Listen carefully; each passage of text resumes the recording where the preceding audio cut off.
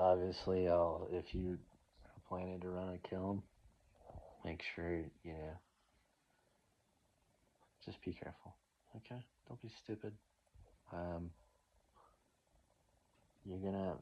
When you're heating like this, like I showed today, you're doing it at your own risk, and all those kind of warnings, like this is what I'm doing, and I'm nervous as hell about it, so you probably should too if you are doing it.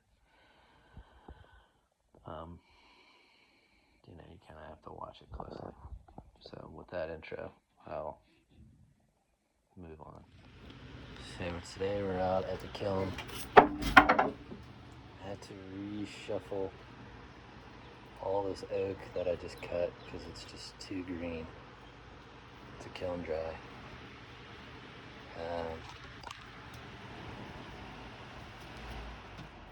So I cut this poplar 2 or 3 months ago. This is actually what happened with the poplar project. I did actually finally cut all this poplar. This is about half of it. The other half I ended up, making 2x4s with, and used it to make the kiln as well. I used some of it for the wood drying area over there, but this turned out to be the best. I think this log was just super nice and dry, so it cut real easy, and I let it sit for 6 months. Anyway, it is it's already at 6%, I believe. Let's check.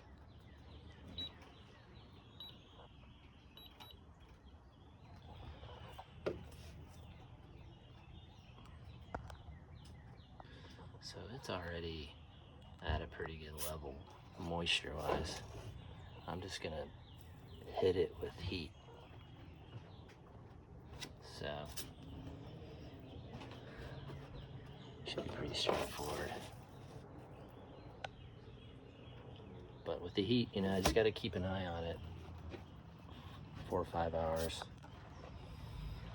I'll probably start that tomorrow. But anyway, what this does for me, it just makes room for all this. I can put this where that is, and just clear this wood out, use it for other projects. So I was just trying to bring you along, see what's going on today. I will just show a couple clips moving this enormous poplar boards. Actually, they're light as a feather compared to these. These oak boards are wet green, and they're probably twice as much weight as each of these poplar boards. Yeah, see, these are 9 boards. They fit in with some extra space, but here's how I did the top of my kiln. I never really explained it. I just drilled it in with these. And then I added the carabiner and line so I could hold it open. A couple of these rigging things, lightweight rigging. Stuff you can buy at Home Depot, for not much.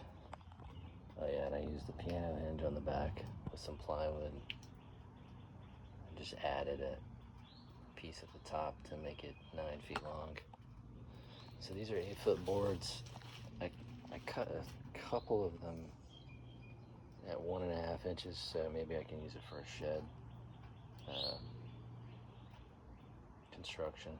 I need to switch it from dehumidifier max to heater max. Just hold the set button. Bump this up to 170 or so.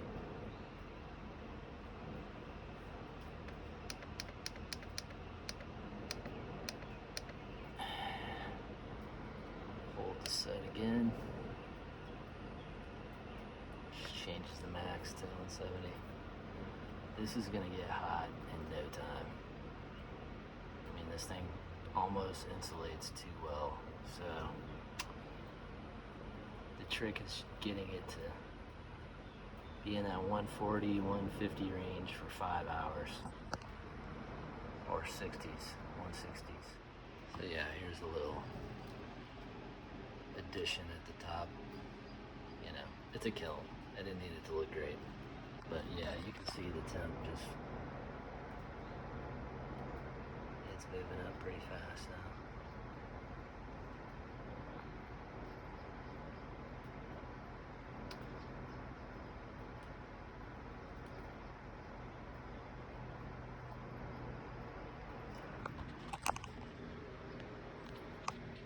And one thing I did change was the cables on all of these. I had to re-insulate it and move the cables a bit.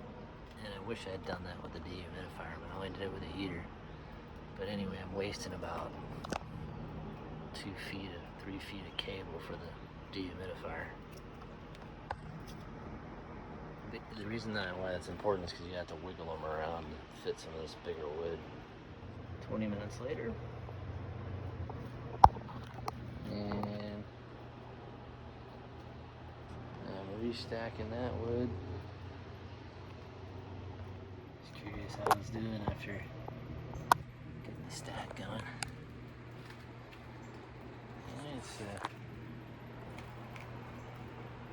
It's struggling a little bit at 35 minutes to move up, but that's a good thing, I think. And we're almost done with the stack here. This is a funky redwood piece. Not really seen one quite like this before, but anyway, you can't really see it in this light. It's got these little fungus things started on it, giving it some cool color.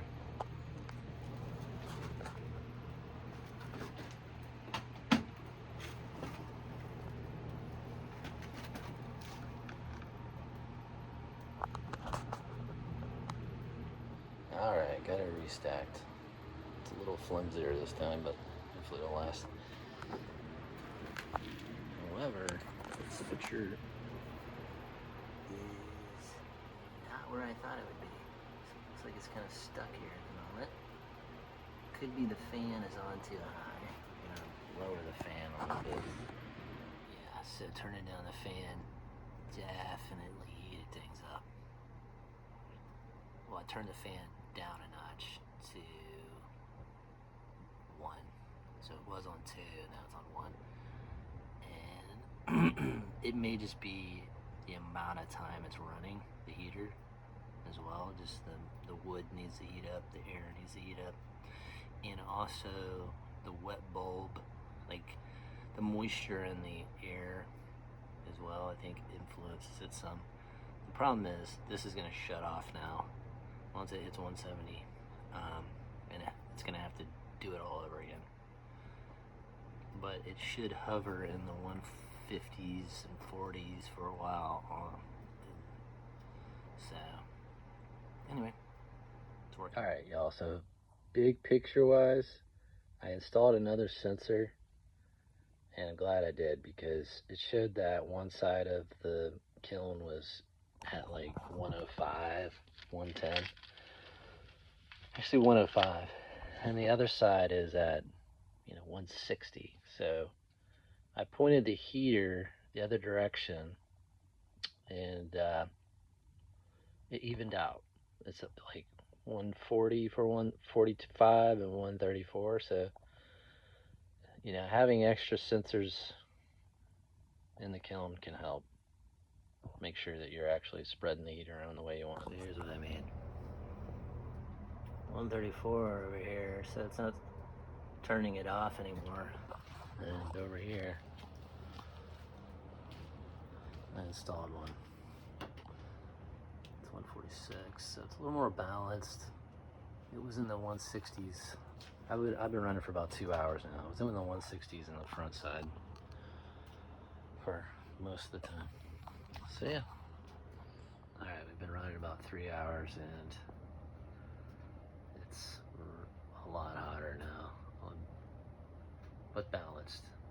159 on one side, 140. 3 on the other. So I think I have the setup now properly configured. So we probably got in 2 to 3 hours here, and I'll just continue. I'll shut it off when I go to bed and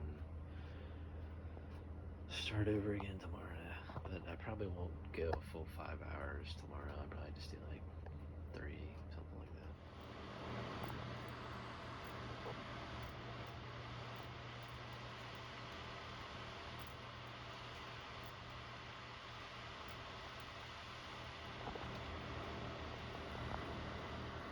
That's my heater tripping on and off. Oh, just died. Interesting. Yeah, it was sitting at 165 or something. Yeah, that's wild. Okay. Well, that's all for the evening. So yeah, this solution's obviously not fully baked, and I'm not running any of this stuff at spec, what they're advising to run on, their specifications in their manuals. So it's kind of like worst case scenario for the dehumidifier and the heater to run in this situations. Not at all ideal. So I'm not surprised. But at the same time, I need something that can handle 160 degrees, 150 degrees for 3 or 4 hours. But yeah, so if you have any ideas on a cheap, relatively, I'm willing to spend a couple $100 on a heater. This was like 50, I think, for the Duramax. So I'm willing to spend more money, but so I'll shop around. Anyway, if you have any comments on that, feel free. Until next time.